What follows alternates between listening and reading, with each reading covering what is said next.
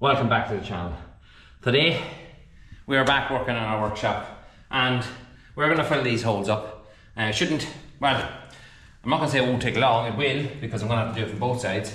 But we're going to put a lot of brick into them and bits and pieces. Doesn't matter what we use, any of the bits of brick that's left over that's all broken up and stuff, we'll smash them up and we'll fill these holes up. I was going to put a skylight on the far side and kind of keep it as a vent, kind of tilt it out.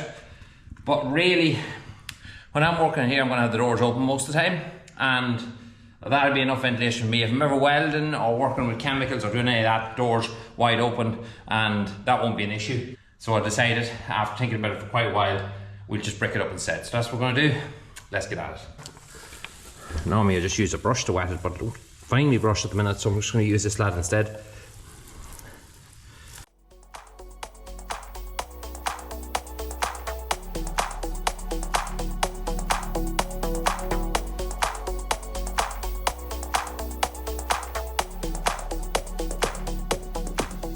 Now, lights on. It is 3 o'clock in the evening and I have to do a school run now in a few minutes. But I've been working away the whole time since that last clip, which was at 10:30 this morning, and we have it done.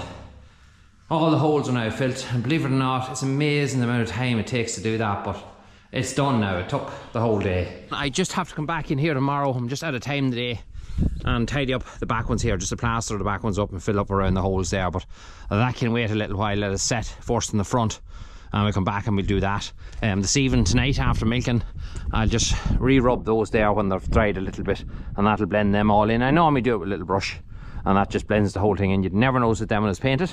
These trestles here on the timbers and all were here from the guys who were plastering, and they kindly left them with me so we get this job done. But he just rung me there and told me that he needs them now this evening, so it was a good job that I got it done, because it made life so much easier. Right, so our plaster is well dried now. It's lovely weather outside and it's great drying, and everything's just drying up lovely. So the next thing I want to do here is put up some shelving. Now a lot of people might say, Adrian, would you not paint your floor or paint your workshop first? It's just not the right time of year to be painting stuff. It's still February, you have a lot of dampness in the walls. My fear is when you would paint it, that a lot of paint would just peel off eventually. So we're going to wait until the summertime before we do any painting. It won't be hard just to clean the thing down, seal it and paint it then. I think it'll be a much better job. We have a lot of routing and stuff to do, electrical stuff as well, and don't need to paint anything until we know that everything is finished and in its right place. So that's why we're going to swing forward here first, and we're going to put up our shelving here so that I can start moving some stuff in, because I've stuff packed here and there and everywhere. So that's the job we're going to do. Let's get at it. Now, the shelving we're going to be using today was sponsored us by Rack Zone. They reached out to us a few weeks ago and asked us could they get involved with our workshop by supplying us with some shelving, which I'm very, very grateful for. So a huge thank you to them guys. Not 100% sure of what is actually in this pallet of stuff. I know what these two boxes here is. That's just our normal shelving. I don't know what that is. We'll tear into it now and we'll find out.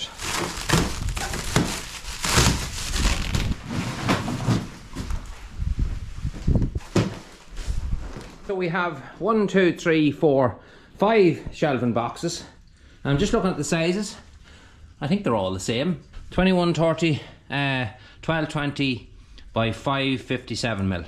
So we only have to read the one set of instructions, which is definitely a plus for me. I do like the instructions now, there's no doubt about it.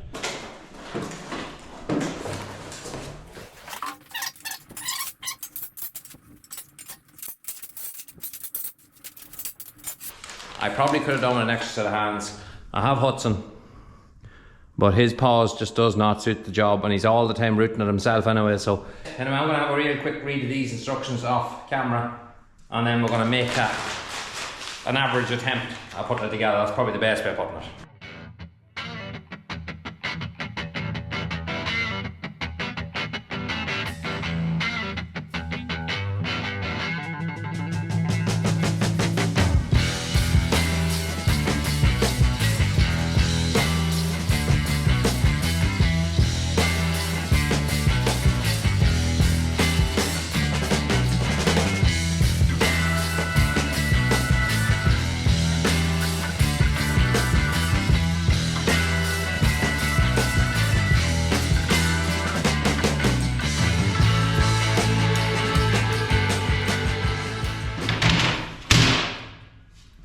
so that's one done. Yeah, look at it there for yourself.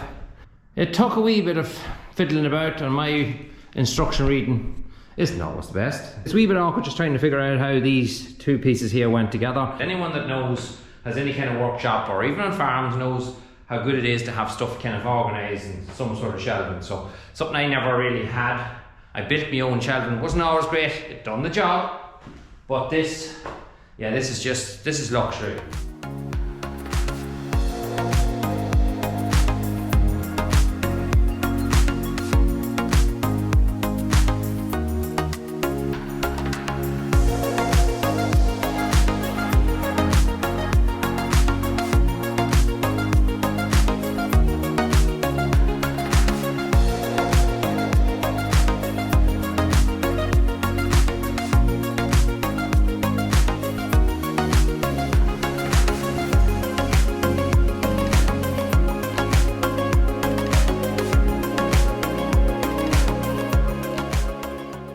Alright, so it's the following morning, and as you can see, another absolute cracker of a day. But last night I walked away till pretty late. But we have our shelving done. I propped it correctly underneath. Just cut the pieces out, pieces of wood and bits of steel as well. Just propped everything that it sits firmly against the wall, and there's no movement now. And as you can see, the little bit of excitement took a bit of a hold of me in this morning. I've been bringing some stuff up, just some bits and pieces of equipment up. But these bins is something you didn't see going on last night.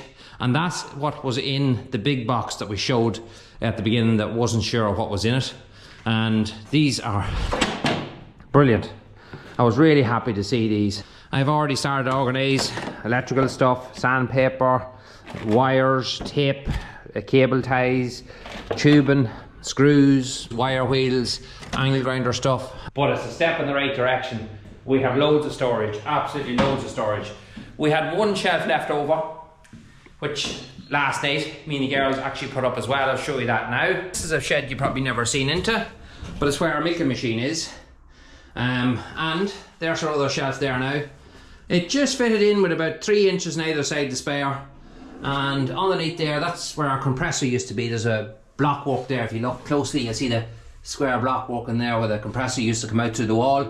But that was for our old tank. It's tail paints, we have our dehorner systems up there, we have some sprays, we have all our dosing equipment, we have just other miscellaneous stuff like tit dips, tank detergents, vacuum pump oil, pieces of the milking machine parts there as well. So just lovely to be able to keep all them things together and up out of the ground. So that's it, our other shelf went to good use. If any of you are interested in any of that kind of stuff, there'll be a link in the description because the stuff is sponsored to us. All that information will be in the description below if you want to check it out for yourself. Next job is the roller door. I've never hung a roller door before, and my brother is off today and he's going to come up in a wee while to try and give me a hand. I didn't see these guys coming off, they were already off when I picked the door up. So I'm not too sure how they work. I've kind of an idea by looking on videos on YouTube. That's what YouTube's great for. So I've looked up a few videos which are sort of similar to the door I have. So I'm going to work with that and hopefully I'll get it right. So next thing I have to do is take the proper measurement on the door, which I know it's 105. So that's going to leave us with an overlap of 2 inches on either side of that door.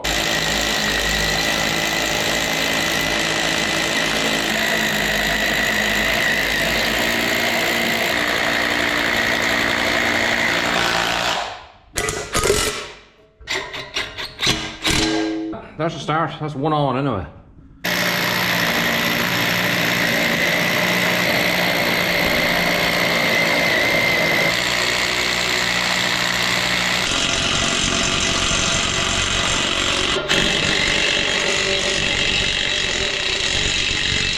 This is where I have to give the brother a call. I'm going to stick the camera up there. Me and him are going to lift it up now with a step ladder on both sides. And we're going to lift this roller door on. See the vice grips?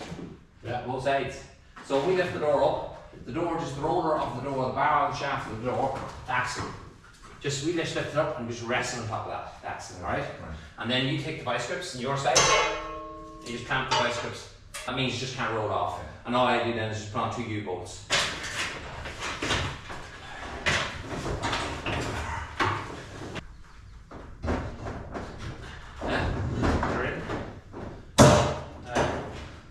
Clamp on there. I don't know how to do that, Chris.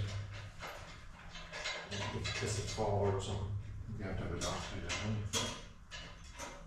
you? Huh? You have to have it off to do that. It's one on, isn't it?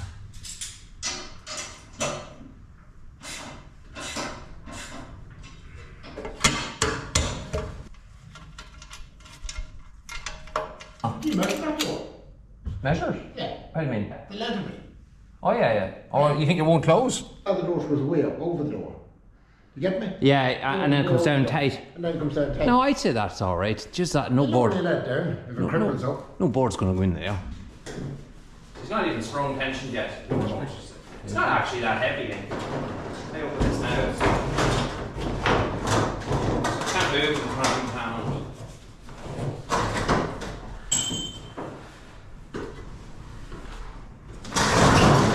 You get the measurement of your door, put it up higher.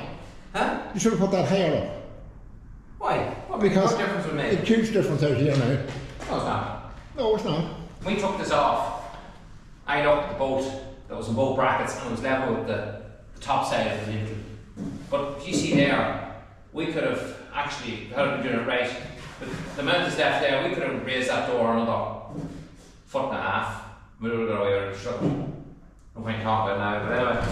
Door is That's still it. high. Adam was putting the frame up. The only thing about it is, I'm glad, is it's not a million miles off the ground there. That means I not have to do a heap of concrete on the bottom to take it out. I'm happy with that. It's a little bit off there. It's not. See the buckle? See your buckle? Ah, yes. Maybe, maybe. It's just kind of funny there. Not level. Not straight. No. It's the bars are straight. Huh? Bars are straight, alright. It's just not sitting right. It's sitting well if you do the wind up. It's not. You take it out the whole way here and roll it back up, and I guarantee you there's a bubble somewhere in that. I just seen my door doing that too. It's not tighten this. Roll around the whole way out. Just You take it want out. the spring, I want the spring completely give then. There's no spring on it. There is. Not wind What's up. that? What's that? The spring? It's not wind up. You're not taking the door off. You're taking it down.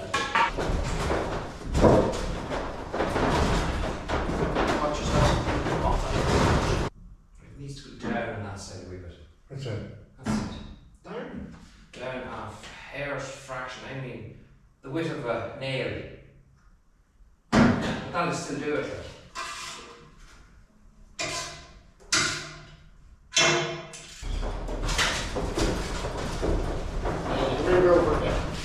Now she's right. Thanks, Jesus. Well, I managed to tension it anyway. I looked at a couple of videos. Some were very complicated and then others were just so straightforward. One guy, I think he was an Australian, he showed in 30 seconds how to tension the roller door, and that's just what I done. You loosen off the U-bolt, the opposite side of where you're going to tension it.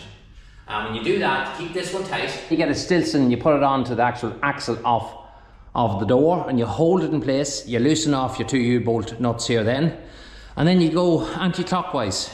Twist it as much as you can, tighten your U-bolt again, move it up, loosen them again, twist it down again. And every time you turn that, you're winding the spring on it. You just have to make sure that you tighten the U-bolt every single time you turn it so it doesn't swing back on top of itself.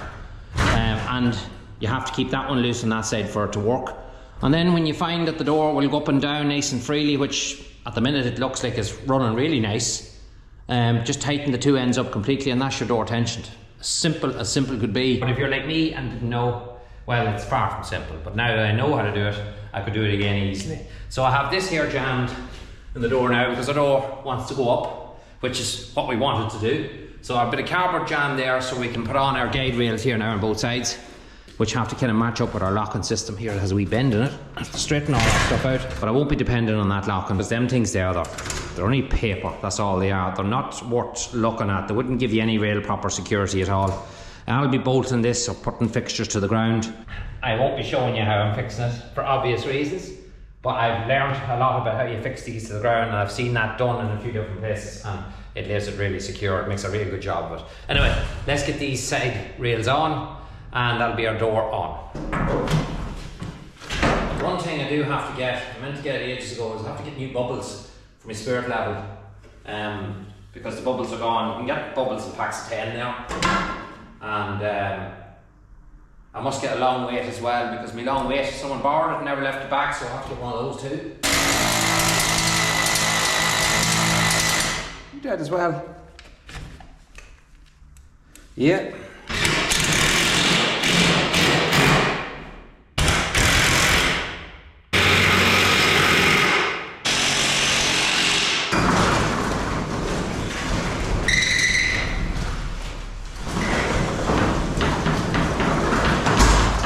Well, that worked out a treat.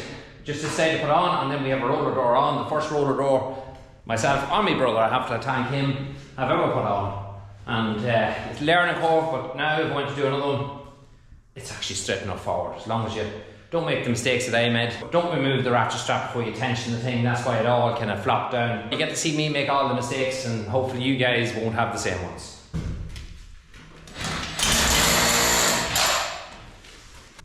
Just give me that spirit level there.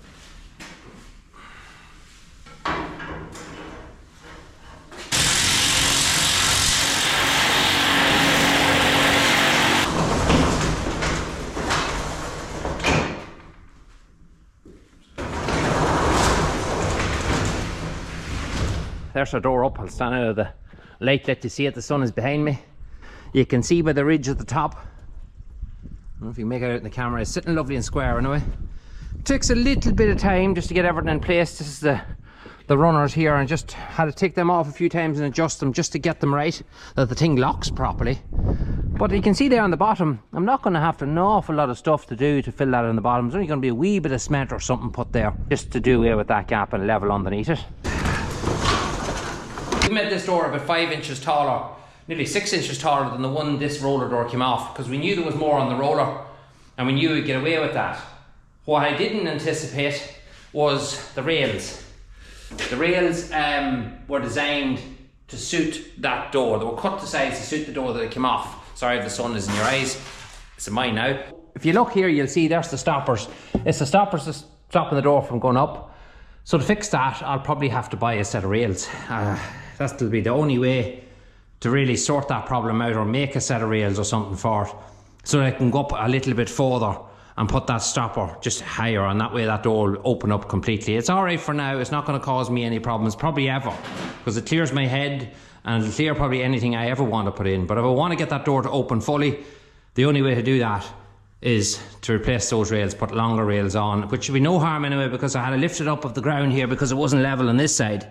It's down on that side, but I had to lift it up on this side because you want your two stoppers to be even on both sides. So anyway, I'm going to leave it there for now. Thanks very much for watching, and we'll catch you in the next one.